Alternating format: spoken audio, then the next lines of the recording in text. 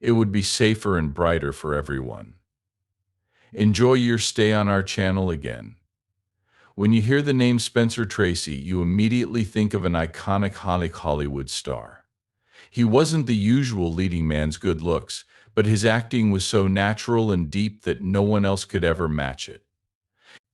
With a quiet look and a subtle expression, Spencer Tracy could tell a whole story.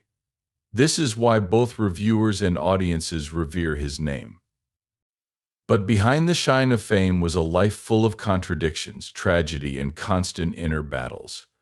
From his rebellious youth in Milwaukee, Wisconsin, to his rise to fame in Hollywood, Spencer Tracy's life was a long one of standing up for himself and dealing with his own problems. What made Spencer Tracy a star that can't be replaced? How did he weather the storms of life to make his mark on movie history? Let us look into the life of a genius, a man whose light still shines brightly even though his life ended in sad silence. Early life. Spencer Bonaventure Tracy was born on April 5, 1900, in Milwaukee, Wisconsin. He came from a Catholic working-class family. John Edward Tracy was his father, and he sold trucks. Caroline Brown, his mother, was from a wealthy Presbyterian family. The mix of these two religious and cultural roots made for a family that was both warm and strict, which had a big impact on Spencer's personality over the years. Spencer was known as a hyperactive and bad child from a very young age. Getting into trouble at school was common for him, whether it was for not doing his work or fighting with other students. Because he was stubborn and rebellious, he was kicked out of 15 different Catholic schools, which is a very high number even during a time when schools were known for having strict rules. Spencer went to schools run by Jesuit priests and women, where he was closely watched over in religious and moral matters. But it seemed like their attempts to shape his character would fail because he was naturally rebellious and naughty. Spencer later said that he wasn't really interested in school and would rather go on his own adventures. For some reason, though, he really loved movies. Spencer, who was young, often sneaked into movie houses and watched his favorite movies over and over again for hours. He was deeply interested in how artists showed feelings and told stories. Spencer really wanted to learn to read for a reason that wasn't related to school, but to be able to understand movie subtitles. His desire to become an actor began to grow because of this interest. They joined the U.S. military in 1917 during the height of World War I. Spencer's best friend Pat O'Brien also joined the Navy. Spencer was stationed at the Norfolk Naval Base in Virginia, even though he was only 17 years old. But he never fought because the war finished before he could be sent to fight in 1918. He went back home and started school again after being released as a second-class sailor. Even though Spencer's time in the service was short, it made a big difference in how he felt about things. When he went back to school, he became more responsible and started doing better in class. Because his family was Catholic, he even thought about becoming a priest while he was at Marquette Academy, a Jesuit school in Milwaukee. Spencer went to Ripon College in Wisconsin in 1921 with the intention of studying medicine at first. His life changed a lot, though, when he joined the school debate team. Spencer quickly showed that he was good at getting people to agree with him by using his words and body language. When Spencer was asked to be in the play The Truth, it was a turning point. In his first part, he blew everyone away with his natural and captivating range of emotions. Not only did the play win him his first awards, but also made him want to be an actor again. Spencer chose to give up on his usual career plans and focus only on theater because he was now determined to pursue the arts. On his way to the American Academy of Dramatic Arts in New York, he got a grant. Together with his good friend Pat O'Brien, Spencer went to New York to learn and get better at what he does. Spencer not only learned how to act there, but he also learned how to be disciplined. He quickly impressed his teachers and classmates with how hard he worked and how well he understood how different characters felt. Once a year was up, he finished and started working as an actor full-time. Spencer Tracy became a strong and determined person because of his rough early years, which were full of rebellion, finding, and persistence. These events gave him the strong base he needed for a successful career. Those were the times when he won over not only the crowds but also the toughest enemies. Early career Spencer Tracy started his acting career with small stages and touring theater groups after graduating from the American Academy of Dramatic Arts. During this time, he often did odd things to make ends meet, like cleaning, running backstage, and even selling tickets. Even though he had problems, they never took away from his strong desire to be an actor. Spencer got his first part on Broadway in 1922 in the play R.U.R. by the Czech author Karel Čapek. Spencer played a robot in this well-known science fiction movie. Even though the part wasn't very important, it was his first experience working in professional theater.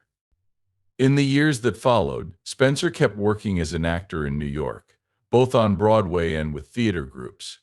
A lot of money problems came up for him, and sometimes he had to work as a salesman to pay his bills. No matter how hard things got, he didn't give up on his dream of becoming an actor. He kept practicing and learned from every chance he got.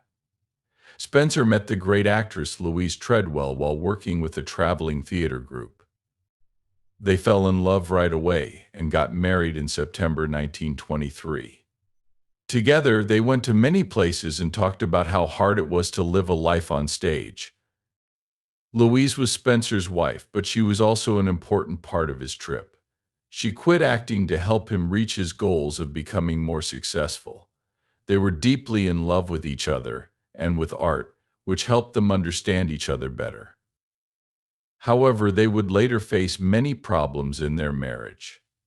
Spencer Tracy's big break came in 1930, when he got the lead part in the Broadway play The Last Mile. Spencer gave such a powerful performance as a condemned prisoner that both audiences and reviewers were stunned. The play was an instant hit, and Hollywood producers were interested in making movies based on it. John Ford, the director, was one of them and saw Spencer's unique ability.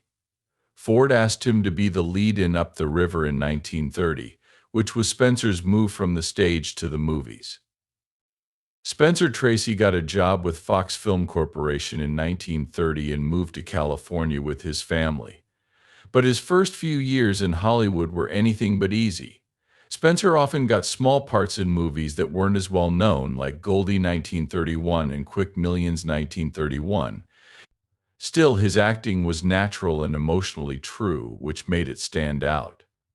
The Might and the Glory, 1933, which was one of his early successes, and in which he played a successful but truly troubled man and got great reviews for it. Even with these moments of fame, most of Spencer's movies during this time did not do well at the box office. He kept learning how to act, though, and got better at it. Spencer became famous for giving acts that seemed very real but had a lot of emotional depth. Because of this, directors and co-workers respected him, even though he wasn't a well-known person yet. Spencer Tracy showed how persistent and determined he was in his early years in Hollywood. During this time, he not only showed how talented he was, but he also learned the strength to handle the bigger difficulties that lay ahead in his long and successful career. Career success and accomplishment. Spencer Tracy's career took a big turn when he joined MGM in 1935, after years of tough starts at Fox Film Corporation. MGM was the biggest studio in Hollywood at the time, with a lot of hit movies and big-name stars. Tracy quickly found chances to show off his acting skills at the studio because it came naturally to him and showed a lot of emotional depth. In 1936, the movie Fury was a big step forward in his career. The movie, which was directed by Fritz Lang, is about a man who is wrongly charged and hurt by injustice. This part not only got Tracy great reviews, but it also made her known as a main actor with a lot of skill. Not only was Fury an important work of art, but it also showed how well he could play complicated roles. Tracy gave a series of great efforts in the years that followed. It was the 1937 movie Captain's Courageous that won him his first Academy Award. Tracy brought realism and deep emotion to the part of a Portuguese fisherman, which moved both audiences and critics. For his role as Father Flanagan in Boys Town 1938, a touching movie about kindness and sacrifice, he won his second Oscar in a row, which made history. Spencer Tracy's best years at MGM were in the late 1930s and early 1940s. He was the lead in a number of hit movies, such as Stanley and Livingstone. The Northwest Passage came out in 1940, and Dr. Jekyll and Mr. Hyde came out in 1941. These parts showed how versatile he was, showing that he could do well in a wide range of genres, from horror and psychological thrillers to adventure and drama. Working with Katharine Hepburn was one of the best parts of Tracy's career that will last a long time. They worked together for the first time on Woman of the Year 1942, a romantic comedy about two strong-willed people who fight with each other but find love in the end. Their relationship on screen captivated viewers right away, making them one of Hollywood's most famous pairs. Tracy and Hepburn worked together in 9 movies over the course of 25 years. These included hits like Adam's Rib 1949, Pat and Mike 1952, and Guess Who's Coming to Dinner 1954, 1967. Not only was each movie a hit artistically, but it also showed how they interacted with each other outside of work, which gave their roles more depth. Spencer Tracy gained a lot of respect from his peers in addition to his success on screen.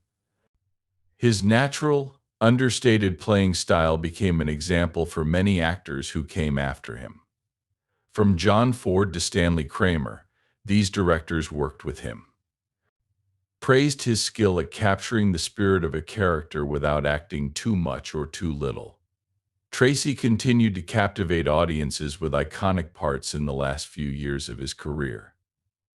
His roles in the great movies Inherit the Wind 1960 and Judgment at Nuremberg 1961 showed that he was mature and had a lot of depth.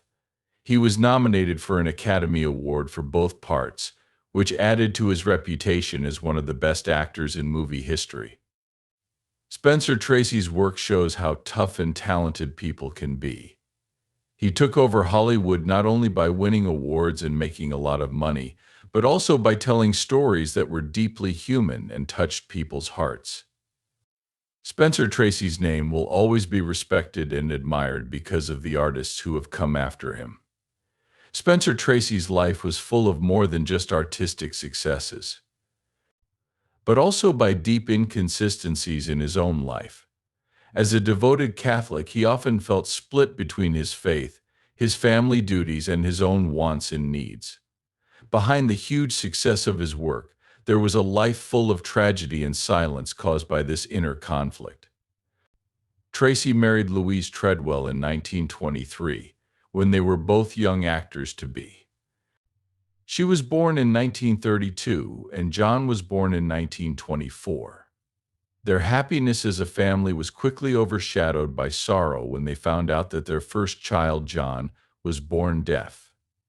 Tracy was a devoted Catholic and thought that his son's illness was God's punishment for his own sins, feeling a constant sense of guilt.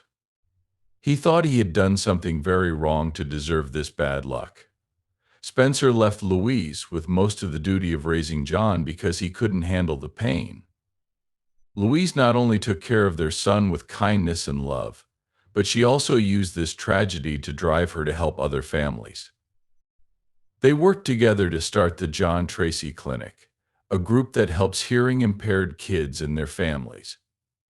Spencer helped pay for the center, but the fact that he didn't feel close to John showed that he couldn't balance his duties with his personal problems. In the 1930s, Tracy and Louise started living apart, but they never got separated.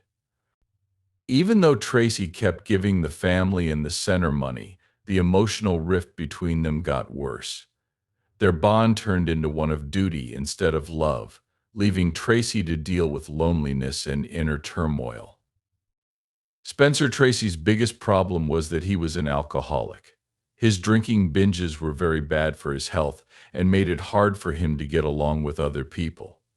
From the 1930s on, Tracy would go missing for weeks at a time. She was sometimes found in cheap hotels, surrounded by empty bottles and feeling very sad.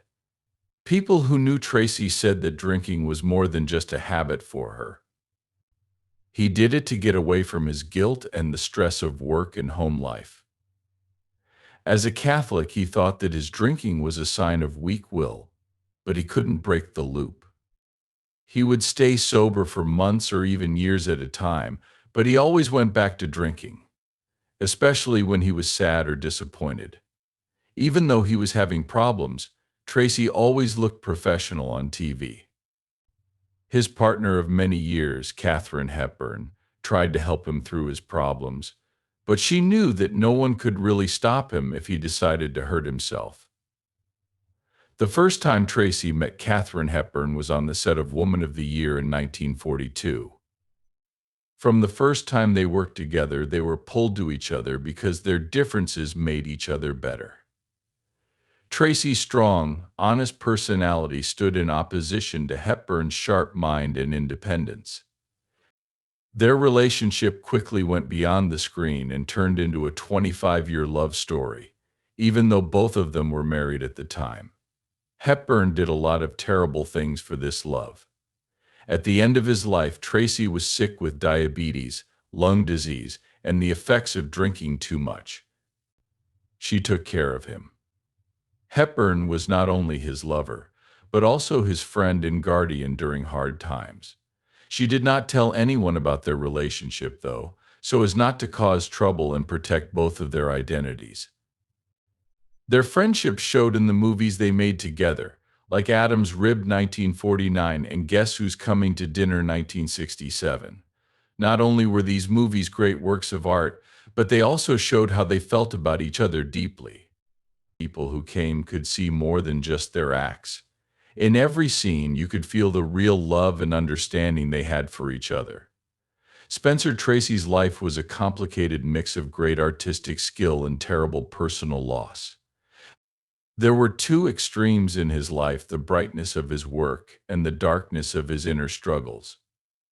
Even though he wasn't good at being a family man and had bad habits, he was a dedicated artist and a truly loving person who left behind an indelible legacy. This is the story of Spencer Tracy, who became a Hollywood celebrity. It also shows how complicated and deep his character was. A man who lived his life to the fullest, loved deeply, and left a legacy that still inspires people today. Last years in legacy, Spencer Tracy had a lot of serious health problems in his last years. Diabetes and kidney problems were caused by years of drinking too much and living an unhealthy life. These illnesses not only hurt his health, but they also made him socially isolated and cut him off from the exciting life he used to live. During this time, Katharine Hepburn was an essential friend. She loved him very much and took care of his food and was there for him when he was feeling down. But Tracy, who was very proud, always tried to keep up a strong front in front of other people. Even though his health was getting worse, he insisted on finishing every job he set out to do. In 1967, Spencer Tracy worked on Guess Who's Coming to Dinner, which would be his last movie job. The movie was very important because it dealt with the touchy and controversial subject of interracial love at a time when social norms were changing. Tracy played a dad who has to deal with changing social rules when his daughter falls in love with a black guy. Even though his health was getting worse, Tracy gave an amazing performance that showed how deeply his character felt and how conflicted he was inside. Because of the needs of the filming, Tracy often only worked a few hours a day, and Katharine Hepburn was always there to help him. Tracy said, "I made it after finishing his last scene. It was a moving goodbye to his job." Spencer Tracy died of a heart attack at home on June 10, 1967, just 2 weeks after shooting ended. Katharine Hepburn. They had been with him for 25 years, but they didn't go to his funeral out of respect for Tracy's lawyers. But in her heart, he was still her first love. She said, "Spencer was everything I needed at one point. I didn't need anything else as long as I had him." People think of Tracy as one of the most important artists ever. His natural, honest acting style and unmatched ability to make people feel strong emotions set a new bar for movie art. With roles in 75 movies and 2 Oscars for Best Actor, he cemented his place in history as an unbeatable hero. Tracy believed that acting should be simple and strong. Instead of over-the-top or showy acts, he used small movements, a furrowed brow, or a single look to tell a story. This style has influenced performers for many years. Everyone from Tom Hanks to Marlon Brando. Spencer Tracy lived a life that shows how genius and emotional darkness can clash. The great things about his job and the bad things about his home life made him unhappy. He felt morally responsible and wanted to be free. Some of Tracy's personal problems were hard to deal with, but he never gave up on his craft or his gift to the arts. Besides that, he was a sign of honesty. Even though things were hard for him, Tracy never forgot about his duties to his family or to society. The John Tracy Clinic, which he helped to start as a charitable work, has given hope and made life better for thousands of hearing-impaired kids and their families. Spencer Tracy did a lot more than act. He was a legendary figure whose impact lasts for generations. He paved the way for modern acting, becoming an example for artists who want their work to be real and have meaning. From Fury to Guess Who's Coming to Dinner, all of his movies are not only classics, but also stories of struggle, kindness, and the lasting value of people. Tracy will be remembered not for the amount of awards he won or the big-budget movies he was in, but for how sincere and powerful he was in every role. He had the heart of a true artist, giving his whole life to his work and leaving a lasting mark on movie history. Spencer Tracy sees stars as always bright. It just changes, and in the hearts of art lovers and viewers, it shines forever. As an actor, Spencer Tracy went beyond the limits to become a cultural icon. His life and work are linked to both his time and the history of Hollywood. He wasn't even close to being a good example. But Spencer Tracy's dark sides and flaws in life showed how deep he was as a person and as an artist. Tracy was more than just a star. He was a living example of how to never give up on your skill and how to use your problems to fuel your creativity. His performances were more than just playing parts. They made honest and real pictures of people, feelings, and society. People who saw him felt like every story on screen had the heart and soul of an artist giving it his all. What do you think it was about Spencer Tracy that made him so popular and important? Was it his quiet brilliance or the way his life was both rough and deeply human? Let us know what you think in the comments section below. If you liked this story, please like it and follow to our channel for more inspiring stories about famous people in Hollywood. Have a great day, and we'll see you in the next film. Thank you.